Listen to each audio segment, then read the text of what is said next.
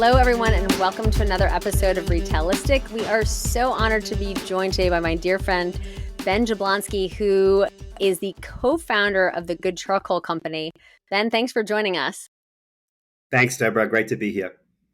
So I remember our call in the earlier part of the pandemic where you were talking about this idea.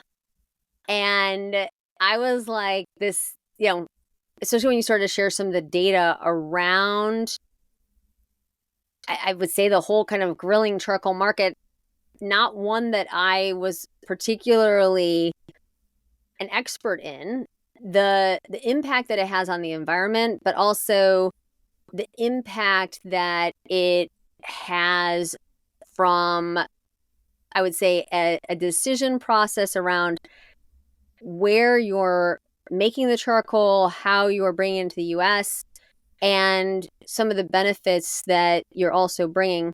That's a lot to digest in like one sentence as I go back in time and try to get us to current day. But maybe if we can start off, because you've started, you're not a first-time founder.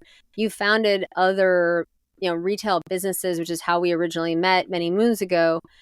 And you've done such an amazing job on these, emerging brands. I've always thought that not only was it getting the product right and sticking to your knitting, but also from a marketing perspective. So if we can go all the way back in time, can you talk about first your passion for these earlier stage brands, the inspiration, since this is once again not your first kind of experience at this, and then what, we can just go through some of the advice that you have for other founders, specifically of, kind of retail and, kind of brands. Yeah. So I guess first of all, with my passion to be in this space, it's fun to create something from nothing, and it's fun to have an idea in your head and have a vision and actually see that come to fruition. And it's funny going back to 2020 and this pandemic, which was really a reset for a lot of people. I'm an Australian. I obviously grew up barbecuing. It's part of our culture. And Americans love to grill. And I actually heard about a big environmental problem in Namibia, in Southwest Africa, called bush encroachment, where there's actually an area 2.5 times the state of Georgia filled with invasive acacia bush that is totally destroying the environment. And I was really inspired to go check this out. And when I heard that one of the uses for it could be made into charcoal, I got really excited because I felt that in the United States there was a huge white space for a charcoal that was healthy and actually made things better for people. So it was a crazy journey, 4 planes in November of 2020 to Africa from New York, and it was PCR tests all along the way, but just fell in love with Namibia, saw this environmental problem, slept under the stars, and and started the Good Charcoal Company. So in a case like that, and now many moons later, almost 3 years actually, how have you kind of differentiated the product from others? And, what advice, once again, do you have for other, kind of big and small brands on why does product differentiation matter? And what are some interesting ways to approach that? Yeah, so I think the main advice I would have is that you need to stand for something as a brand. And what you stand for, you need to be able to communicate really easily and quickly so that the average American can understand, or the average person around the world can understand what it is you stand for. So with charcoal specifically, there were a couple things that I wanted to stand for. One, I wanted to be the healthiest option in the category. Two, the most sustainable option in the category. So with Good Charcoal, we're the only, and again, sustainability is a word that gets thrown around a lot, but we're the only charcoal with the endorsement of a major forestry organization, the Forest Stewardship Council. We get audited. That is something that can be communicated to retailers. That's a logo, the FSC, that appears on millions of pieces of mail around the country. It's the leading forestry organization. So the fact that we were endorsed by them and were able to get that certification was very powerful. Two, people often complain about the, you know, health matters, and especially when it comes to grilling, there's been a real desire to have a healthier option there. And so having a charcoal that's made chemical free, and I'm not going to comment on what goes into other charcoals, but our charcoal on the lump side is pure wood. On the briquette side, it is the acacia wood, water, and a natural starch. So it's so simple for a consumer to understand, and it burns so hot because the acacia wood is much more dense than oak or hickory. So when we distill it down, we say good charcoal, good for you, good for the environment, good for the community. And I can get into the community piece later, but it's really stand for something, articulate it really easily so that people can understand what you're about. I mean, these things all sound simple now in retrospect. When you were kind of thinking about the not only the branding, the product, right? Having enough, I mean, you needed to have the ability to make enough to fulfill demand. You're working with, some of the world's largest retailers. How did you think about, right, choosing a distribution channel, supply chain? I mean, things that are incredibly difficult, let alone for something that is not exactly a 1 pound item. How did you kind of think through that and work through that? And once again, we're only 3 years later. I mean, you've done a lot in a very short period of time. Oh, thanks. So really the way I think about it with a brand is you're always balancing, especially as a startup, you're trying to protect your cash flow. You're trying to have the right amount of inventory in place, not too much because then your warehousing bills explode. And you're also initially not sure if the SKU you've picked, and let's say with charcoal, it's size of bag, there's lump versus briquettes, so you don't want to invest too heavily in a SKU that doesn't succeed because it might be the wrong size. So for starters, you want to really understand your market and know what is currently selling in your market and what is selling well, right? And where, right? So for charcoal, obviously you're going to be selling a lot more in Texas in December than you are in New Jersey, where it's very cold. And so, that's something to understand. Another thing that's important when picking your distribution is really picking the right amount for a test that actually proves out the concept, but limits the risk to both you and the retailer. Hmm. So we tested this product, and a retailer will respect you if you're like, listen, you have a frank conversation about what is the right size of test so that we learn enough about the customer to show that this works at enough of scale to show that this actually did work with the customers. So a lot of it was those conversations, and sometimes it's best not to be in a rush, right? So you'd rather test in one season, then grow more in the next year, then go really heavy because you're so excited about an order in year one, and that order could be wrong, and then that might put you back 2 years because you're in a bad position as far as inventory goes and cash flow. Yeah, I mean that brings up kind of a whole slew of challenges, right? That earlier stage companies, you know, I think have to think about very early on in terms of where to invest, but also where to grow. And one of the things that I think also earlier stage companies benefit from these days is how they think about marketing, right? I mean, it's, social media, which, can be, I think, in some ways a blessing and a curse because there's so many different ways to communicate with the customer, right? How do you figure out the right channel and like how much money to apply against that? But without having kind of a traditional or existing marketing plan in place, right? The sky's the limit. How did you think about where to invest, how to invest, who to work with, et cetera? Yeah, so we had a blessing and a curse with charcoal because charcoal is one of the few products that is not direct to consumer. The leading brand in the space has set price where it is, and that's created an expectation in the consumer's mind about like what charcoal should cost. And because of that, and because it's heavy, it makes shipping charcoal across the country. It Mm, makes the price, not yeah. workable. So we were like, all right, cool, that's off the table. So what are we doing and how are we investing? So step one was, and we used social, Instagram, Facebook, TikTok to a more limited extent because again, the average charcoal customer is a little bit older man, and all the women are starting to buy as well. So step one is figuring out who is your customer and where are they spending their time, what platforms.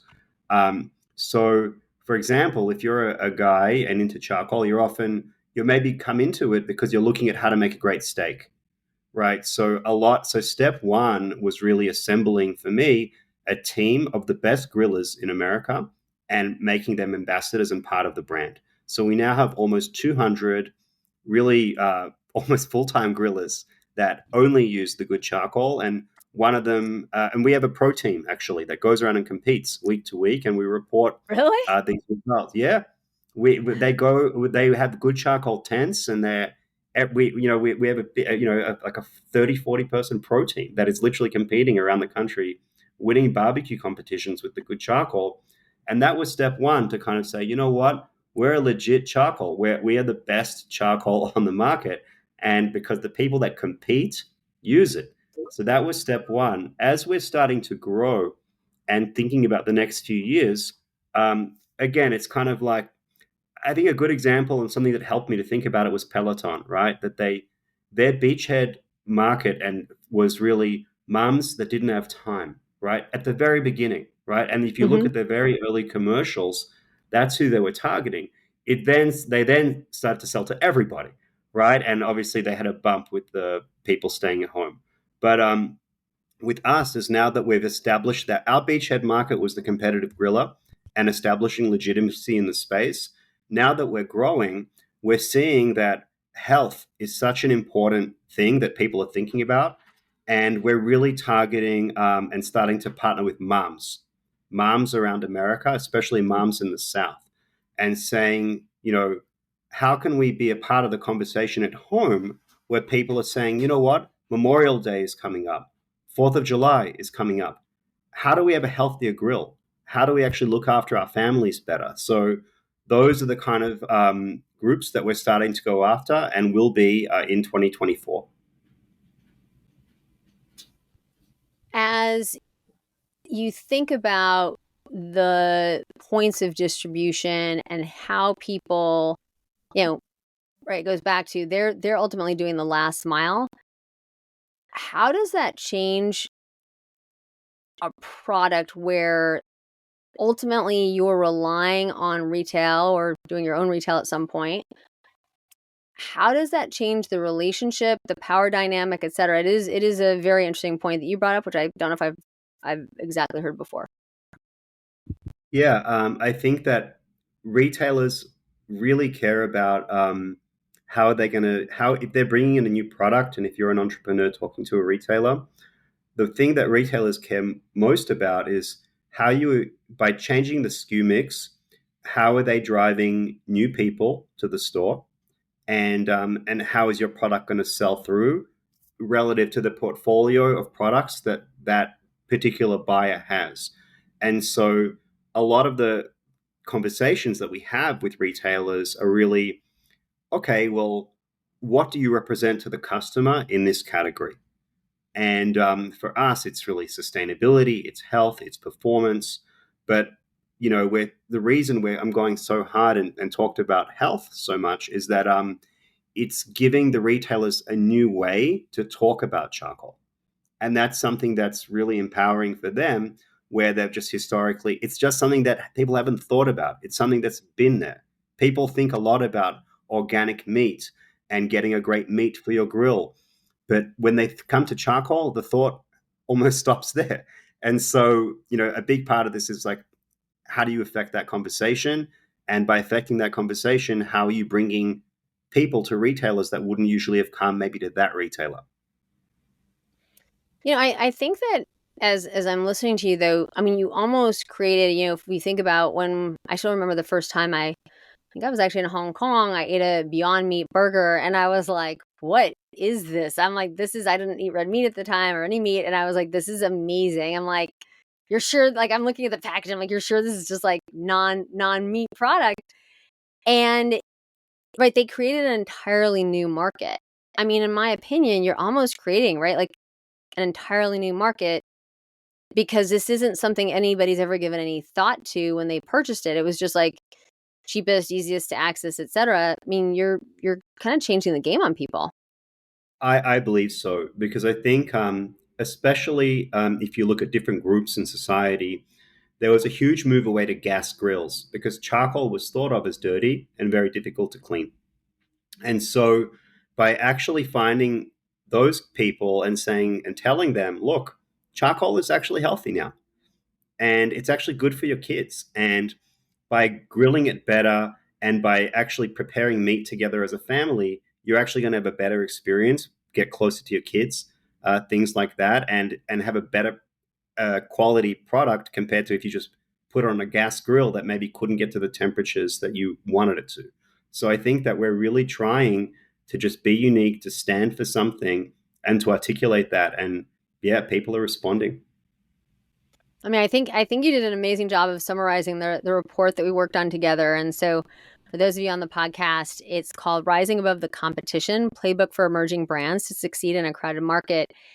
And I actually think though that as we had our conversation, I mean, much of what you brought up wasn't just for emerging brands. It's for anyone. I mean, it's a retailer or brand, right? Because many of these retailers they have their own brands, right? I mean, especially in kind of, grocery, let's call it mass merchandising, clubs, drug, food mass, etc. Like they've got their own brands, and so it's a bigger conversation and something that there's probably a lot that they can learn from you also. Well, I think that the beautiful thing about retail, and if you're excited about it, you often go into a store and just listen to the customer and hear how they speak, and you can learn so much from people that way. And I think that, yeah, it's so important in an era where you're essentially trying to get people to come into your store, be excited about something, understand what you're all about. It's more than startups. It's any product in the store that you're trying to convey a message around. So we would come to the difficult part of the show now, Ben. Time for true confessions. What is the greatest challenge that you've experienced while at the Good Charcoal Company? Yeah, Personal or professional? yeah. Or both? Well, um, I'll leave aside the time differences with Africa and trying to make a lot of calls work. But the main challenges are, how do you really you're always in a race between telling your story, not running out of money, right, while you tell that story, balancing inventory and growing distribution. And so the greatest challenges have come when the timing of those things have clashed, right? So, Hmm. you might have big commitments, let's say next year, but this year you might have, and it's happened, right? We've had we've had a SKU that might have not been exactly the right size, but then you've got to figure it out because you've got to balance your cash flow for this year. So the biggest challenges have been like where again cash flow is challenged with marketing, that is challenged with sales. And you're often sometimes chasing your tail and knowing that the most important thing is just to advance forward, right? But you've got to be able to do that, and part of the thing that we've sort of run into this year is a really tough funding environment. And Yeah. so, we've had a challenge where, challenge just making sure that everything is in place so that we actually can grow. So that's been, 2022, 2023 have been tough on the funding side. Yeah, and I mean it goes back to as well, this community that you've created and that, really differentiates you from any other brand or retailer. The, you know, I think that oftentimes, when we do a lot of competitive analysis, SWOTs, whatever, 4 letters you want to put around it, right? You think about, okay, if they were to disappear, would it matter? But this would actually matter. And I think it's important that we give you some time to talk about why it matters, because no brand is going to not be successful, or we can just take out the double negatives and like, this brand will be successful because if it weren't on the market, there would be kind of this wide gaping hole. So can you talk about the community that you feel, why it's important, and I think I'd love to conclude with one final question. We can do two back to back Yep. on what can people who are listening to this pod do to support you? Yeah. So I think one thing I haven't talked about with community is our actual work in the community. So when we started this during COVID, the good charcoal, we saw all of the food insecurity really get just heightened in the United States. People weren't able to put, just their bills together. People were making choices between what to buy, whether paying the electric bill or getting food for their kids. And we decided that every week we would take a barbecue food truck. This is before we had $1 of revenue. Take a barbecue food truck, bring it outside a church food bank or food pantry, and when people were getting their canned goods, to actually give every family, and we asked, how many people are in your family? Was it two? Was it four? Was it six? And give them that amount of barbecue sandwiches, a hot meal to take home to their kids. And we're growing that. We've done that every week since inception. We're almost at 40,000 meals that we've fed to people in need. So we're still small, but we're growing our impact. And so that is something where people really love that. And people love it for a few reasons. One, we're not writing a check to a charity. We're actually doing the work with our own hands. And so actually, I'm going to be in Dallas on the 24th of this month with the local buyer for Kroger Dallas, handing out meals to people in Dallas. And so I think people on, let's say on social, they look at that and they want to be connected to something that's real. And seeing the actual people that work at the company handing the meals out themselves is really, really powerful and really important. I want to credit Sam's Club because the buyer at Sam's Club brought his kids to see what we were doing, and he's handed out meals with us too. So I think that's a really unique thing when it comes to community is that how real are you, and can people see that it's real and connect to that? So that's something on the community side that we're really proud of, and as we grow, we'll scale out even more. Yeah, I think one of our team members, Michael Cantrell in Atlanta with Home Depot, and I think John Harmon Yep. in the New York area. I mean, Yep. it's like we've seen it firsthand in terms of the impact that it has and how good you really feel like when you're participating. I think that's really incredible. I also have to connect you. Dave Matthews from RevTech Ventures is in Dallas and is having a kind of a founder event at the exact time you're there. So Oh see, you wow. never Kismet. He's a great supporter of Coresight. We feel the same about him, and he really does look to do a lot of good in the world. So things have a way of coming together for you. I've always thought that, and That so would we'll that make would that be great. connection. That would be So great. And yeah. last question, in going back to how we can support you, where do you currently have, I'm not sure how much you can share about specific retailers, but geographically, where do you have distribution? And all of us, even in the kind of environments where we have less sunny days than let's say Dallas has, right? We want to be able to have access to kind of a product like this. So maybe help us understand geographically where you have distribution and if there are any retailers you can name who you're working with right now. Yeah. So we're nationwide, and so you can get it pretty much near anywhere that you live. The main retailers we're in at the moment are Sam's Club. We're in Target, so both of them chain wide. Um, and then locally, we are starting to grow with different retailers. So we are in Kroger in Dallas, right, and hoping to grow that relationship. And there are other, fresh food retailers that we're in as well. So we're in Fresh Time in the Midwest. They're a division of Meyer, and product is doing incredibly well there. We're in United in Texas. They're a division of Albertsons, so product has been great there. So we're really, we're looking to grow, I think, into the grocery channel a lot more to give people everyday shoppers a chance to really buy this. So I think we're really looking to grow, at the grocery level. Great. I think that's a wrap. I learned so much from you as always. And, Deborah. this is a market where we at Coresight are very passionate about Ben, your generosity to continue to share your insights to other founders, to provide, those in need with hot meals, and, really to provide this product that hasn't previously been available on the market. We wish you continued success. And for everyone on the pod with us, do what you can to support Ben. Dave Matthews, we're going to give you a call, and please subscribe on your podcast channel of choice. Ben, we can't wait to have you join us with a few other founders so that you can also help kind of spread the insights and really the foundations that have helped build such a strong, well, not just one business, but several strong businesses for you. So thanks for joining us today. Thanks, Deborah, and so inspired by you and your whole team. Thank you. Take care. We'll talk to you soon.